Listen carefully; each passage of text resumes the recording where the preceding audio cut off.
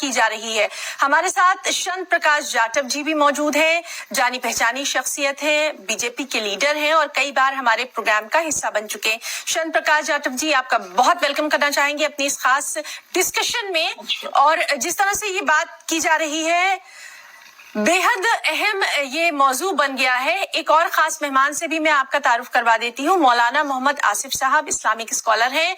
मोहम्मद आसिफ साहब, आपका भी बहुत खैर मकदम करना चाहेंगे अपनी इस खास पेशकश में और आपसे भी कुछ चीजों को हम समझने की कोशिश करेंगे। चंद्र प्रकाश जी, आपका हम रुख करना चाहेंगे। त्योहारों को लेकर जितना वावेला या जितना बयानात अभी हम देख रहे हैं, इससे पहले तो कभी हमने नहीं देखे थे। हर त्योहार हम सब हकीकी मायनों में मिलकर बनाते थे। अब इस बयान पर फर्स्ट रिएक्शन जरूर आपका जानना चाहेंगे जो संभल के सीईओ अनुज चौधरी ने दिया है। सबसे पहले तो मैं आपके चैनल के माध्यम से सभी को रमजान का जो ये पावन पर्व चल रहा है, इस मौके पर सबको शुभकामनाएं पेश करता हूँ। मैंने बयान सुना, ये जो है संभल के जो अधिकारी हैं अनुज चौधरी, बेसिकली अनुज चौधरी ने ये बयान जो है ना वो खुद ब खुद नहीं दिया। उनसे संभल के कुछ लोगों ने ये कहा कि ईद पर जो है हमारी गलियों से लोगों को नहीं निकलने। बिल्कुल बिल्कुल, और इसीलिए इस खास डिबेट में हम बैठे हुए हैं। चंद्र प्रकाश जी, आपके पास आना चाहेंगे और आप अपना जवाब कंप्लीट करिए प्लीज। देखिए, मैंने बताया ना कि अनुज चौधरी का जो बयान है उससे ये तो स्पष्ट हो रहा है कि ये अनुज चौधरी ने स्वयं नहीं बल्कि वहां के संभल के जो नागरिक हैं जिन्होंने कहा कि जुम्मा है उस दिन और इसलिए ये लोग जो है जो होली खेल रहे हैं खेलेंगे वो हमारी गलियों में ना होली खेले, इस प्रकार की रोक लगाने के लिए उनको कहा। तो सीधा तौर पर ये दिखाई दे रहा है कि लगता है जो अमन और शांति और खूबसूरती का जो ये मिलाप है, यानी होली और रमजान दोनों का क्या नाम है, जुम्मे का एक दिन जो होने जा रहा है जी, तो उसको खूबसूरती के साथ में पूरे देश में मनाया जाने वाला है। मगर केवल संभल में कौन लोग हैं इस प्रकार की मांग रखने वाले हैं? सही मायने में अगर हम बात करें तो हम ये जो त्योहार है जब आपस में मनाते हैं, एक दूसरे को बधाइयां देते हुए, एक दूसरे के साथ में उसमें शामिल होते हुए, तब इस त्योहार का जो है सौहार्द बनता है, खूबसूरती बनती है। मगर इस प्रकार की मांग उठाना ये मैं नहीं समझता कि जो है ना वो ठीक है। इस प्रकार की मांग वहाँ के लोगों को नहीं उठानी चाहिए, बल्कि वहाँ के लोगों को ये कहना चाहिए कि हम सौहार्द के साथ मनाएं और जो लोग होली मना रहे हैं हम अपने, देखिए कोई भी किसी प्रकार से किसी को जिद करके नहीं इस प्रकार की हरकत करने वाला, जिसको नहीं मनाना होता है तो वो नहीं भी उसको नहीं रखते। चंद्र प्रकाश जी, यहाँ पर यही बात हो रही है कि अमन कमेटियों से कहा जा सकता था, जो शांति कमेटियां हैं उनसे कहा जा सकता था, दोनों तरफ के लोगों से कहा जा सकता था, सीनियर लोगों से कहा जा सकता था कि भाई आपस में सौहार्द बनाए रखिए। ऐसा पहले भी होता रहा है, ये पहली बार ऐसा नहीं है। हमेशा से हम त्योहार मिलजुल कर मनाते आए हैं, लेकिन इस तरह का बयान देना क्या मायने रखता है? और जिस तरह से आप बता रहे हैं कि आपको शायद ये मालूम होगा कि वहां के लोगों ने अगर ये बात कही भी थी तो उन्हें अपने तरीके से इस बात को सामने रखना चाहिए था। उनके कहने के तरीके को लेकर भी सवाल उठ रहे हैं। देखिए, बात कहने के तरीके की नहीं है। अब आपने देखे कि महाराष्ट्र में एक विधायक ने क्या कह दिया और जिस तरीके से उसने औरंगजेब के संदर्भ में जो बात कही, अब पूरा जो है ना सब जगह जो है ना हड़कंप मच गया। क्यों शरारत कर रहे हो भाई इस प्रकार की, क्यों इस प्रकार के बयान दे रहे हो? बिल्कुल बाकी लोगों को भी इस चीज को ख्याल रखना चाहिए।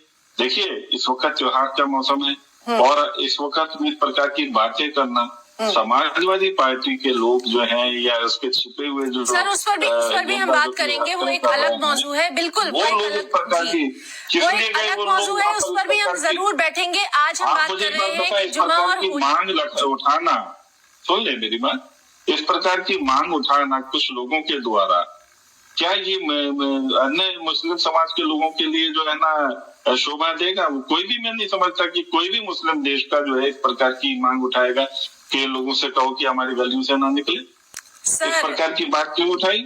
अनुज चौधरी तो एक देखिए अधिकारी है और हम उसको जो है ना अधिकारी के रूप में सर, हमें क्या लेना चाहिए, उसके क्या बयान किसी को को लेकर जबरदस्ती लेना चाहिए, क्या मगर किसी को वहाँ के जबरदस्ती हम अपने त्योहार का हिस्सा बना सकते हैं, या ये दिलों की खुशी का बिल्कुल मामला नहीं है? बना सकते, बिल्कुल नहीं बना सकते।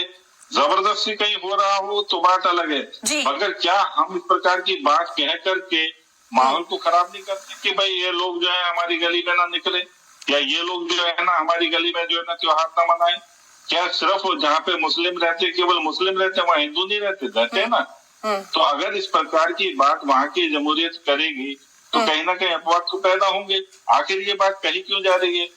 मैं पुलिस अधिकारी के बयान को लेकर के बिल्कुल भी उसके साथ नहीं हूँ कि उसने क्या जवाब दिया, ना ही मैं उसकी चिंता करता, उसने जो जवाब दिया वो दिया, मगर जो वहाँ के लोगों ने इस प्रकार की मांग उठाई वो क्यों उठाई? ठीक है सर, हम भी उम्मीद कर रहे हैं कि जिन लोगों ने ये बात कही है उनका वर्जन ऑफिशियली भी सामने आ जाए, तब हम इस पर भी बात करेंगे। हाजी हसन अहमद साहब आपके पास आना चाहेंगे और आपसे हम समझने की कोशिश करेंगे।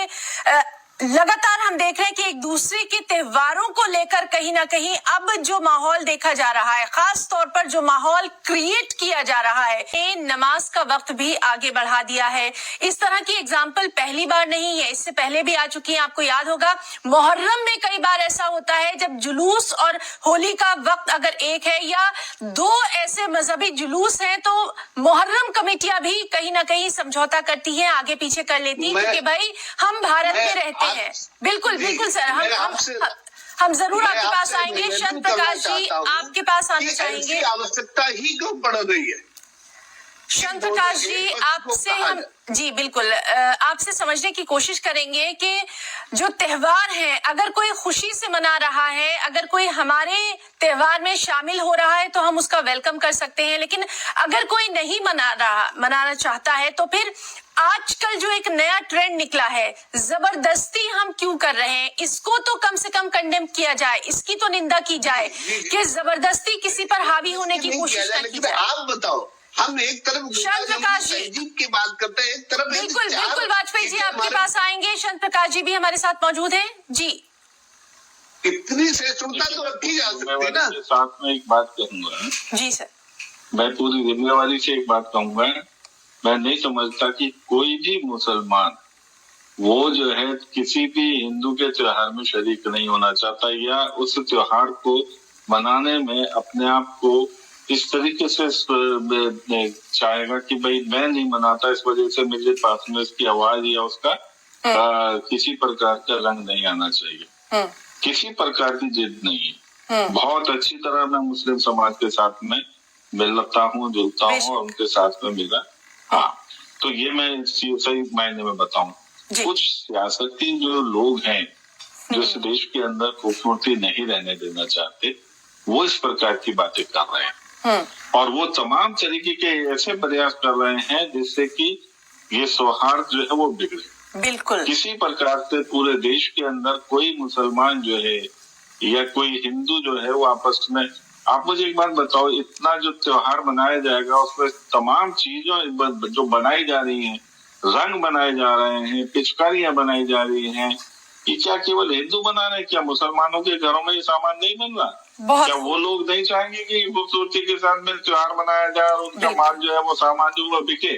त्योहार का मतलब हमारा जो प्रोडक्ट है हम बनाए और उसको ज्यादा से ज्यादा लोग खरीदें, उसके पीछे व्यापार छुपा होता है और व्यापार सौहार्द में और आपसी भाईचारे में ही चल पाता है। इसलिए इसको बहुत अच्छी तरह समझें कि त्योहार जो है किसी पर्टिकुलर किसी उसके साथ जोड़ना ठीक नहीं है, इसको आर्थिक के व्यवस्था के साथ में भी जोड़ने की आवश्यकता है, सही मायने में आर्थिक व्यवस्था से ही जोड़ने की आवश्यकता है जी। उसके बाद में ये फिर जो है ना एक सौहार्द बनता है, आपस में सांस्कृतिक व्यवस्था बनती है, संस्कृति के साथ में जोड़ा। अब आप एक बात बताएं कि रमजान के दिनों में हम एक दूसरे के साथ में भाई मेरे मोहल्ले में से नहीं जाना चाहिए या इस प्रकार की जो है ना एक दूसरे को मदद करते हैं, एक दूसरे के साथ मिलजुल करके रहते हैं। बिल्कुल। तो मैं नहीं समझता कि ये जो कुछ लोग शरारती सियासत कर रहे हैं ये केवल उन लोगों के ही प्रयास का परिणाम है कि जो आज हमें इस विषय पर बैठना पड़ रहा है। बिल्कुल बिल्कुल, आपने यहाँ सही फरमाया कि चंद लोगों की वजह से पूरा माहौल जो खराब करने की कोशिश की जाती है, तो क्यों ना ज्यादा लोग सामने आए और इस तरह की चीजों को कंडेम करें, किसी भी तरफ से हो। हाजी हसन अहमद साहब कुछ कहना चाहेंगे?